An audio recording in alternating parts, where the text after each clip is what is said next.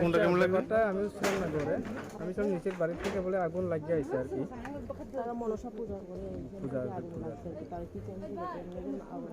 কেমনে আগুন তো আছে জানি না, ওই দিক থেকে আগুনটা আছে। ঠিক আছে। আগেটা কোন জায়গা? অভয়নগর। ঠিক আছে।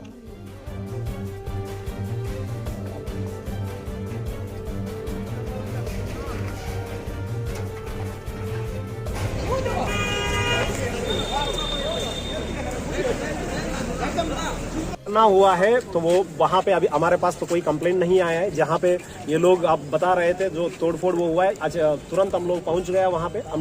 हम लोग वहाँ से भगा दिए लोगों को। जो भी उसके बाद घटना हो रहे तो अभी हम लोग इसी पे है।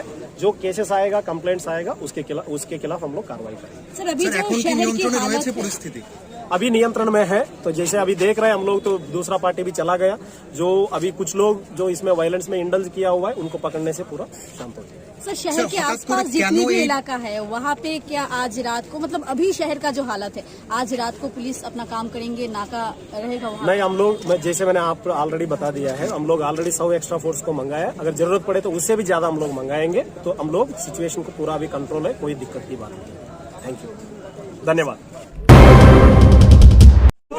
মিছিলের উপর কংগ্রেস ভবনের ভেতর থেকে ইট পাটকেল এবং সবচেয়ে বেশি সুদীপ বর্মন ত্রিপুরার রাজনীতিতে নতুন একটা অস্ত্র আমদানি করলেন, পেট্রোল বোমা। যেই পেট্রোল বোমা পড়ে আমাদের পুলিশ কর্মীরা আহত হতে পারত, মৃত্যু পর্যন্ত হতে পারত। এই সুদীপ বর্মনের নেতৃত্বে কংগ্রেসের হাইনারা যারা আজকে বর্তমান সময়ে যাদের সিপিএম কে ক্ষমতায় আনার জন্য যারা ইজারা নিয়েছে, সিপিএম এর দোষর এই সুদীপ বর্মনদের এই রাজ্যের মানুষ ভালো করে জানে। আমিও একদিন রাজনীতি করেছি। আমি ভিকি প্রসাদ বলছি, আমি খুন হয়ে যেতে পারি, দেবলদেব হয়ে যেতে পারি। তারপরও বলছি সুদীপ বর্মন হচ্ছে সবচেয়ে বেশি এই রাজ্যের রাজনৈতিক সিপিএম এর দোষর, দালাল, রাজনৈতিক বন্ধু। আমি ভিকি প্রসাদ বলছি খুন হয়ে যেতে পারি, কিন্তু পরোয়া নেই। এই রাজ্যের মধ্যে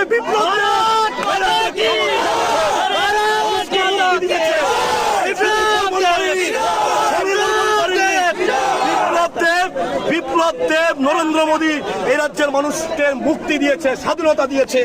আর ওই সুদীপ বর্মনের মতন দালালরা এই রাজ্যের মধ্যে আবার সিপিএম কে ক্ষমতায় বসানোর ফন্দি আছেন। আমার মতো হাজারো লক্ষ যুব মোর্চার কর্মী ময়দানে রয়েছি। সুদীপ বর্মন মনে করবেন না এটা 1993 সাল, এটা 2023 সাল। বিপ্লব দেব ক্ষমতায় রয়েছেন, মুখ্যমন্ত্রীর আসনে রয়েছেন।